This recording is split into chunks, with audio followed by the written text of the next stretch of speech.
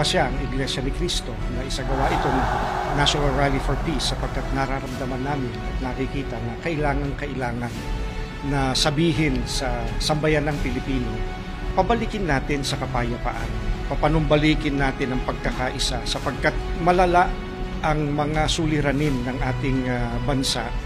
Nung ginagawa po natin, mga mahal naming kababayan, sa pangunguna ng Iglesia ni Cristo, ay pagtulong natin sa pamahalaan. Tumutulong tayo sa kanila na kanilang makita, na kanilang madama ang tunay na damdamin ng taong bayan na naglukluk sa kanila. Taong bayan ay unahin at dapat magkaisa.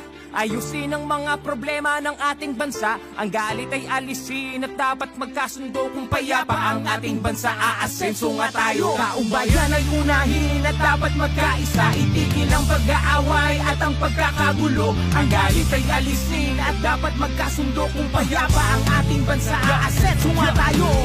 Sa paniniwala ko po, napapanahon po ito sapagkat po bilang mamamayang Pilipino ng ating bansa, hindi lang po para sa mga kapatid sa iglesia, para sa buong Pilipino. Gusto ko po na lumaki yung mga anak ko na payapa po ang ating bansa. Isantabi po muna nila yung mga personal issue at unahin po ang ating bansa. Kriminalidad, hindi mabuting panoorin na puro na lang kampihan, kaliwat ka ng batikos, kabi-kabilang alitan ng dapat asikasuhin at kailangang malunasan ng mga problemang nagpapahirap sa ating bayan. Magkaisa na lahat. Kasi kung tayo watak-watak, walang mangyayari sa bansa natin. Kundi puro gulo, puro away, walang mangyayari.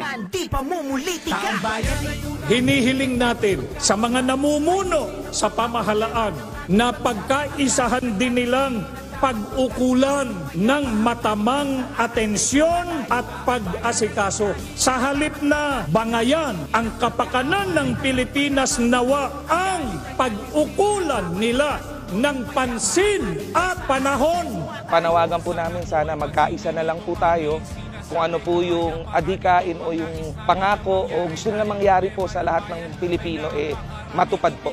Set aside natin yung difference natin para by the end of the day, pare-pareho tayo Pilipino. Mag-focus po ang gobyerno sa iba't ibang uri ng suliranin at problema po ng bansang Pilipinas. Kailangan din po ng mga nanunungkulan sa ating bansa na may nagpapaalala sa kanila kung ano ang dapat na iprioridad sa kanilang panunungkulan sa ating gobyerno. Ang bayan ay unahin at dapat magkaisa.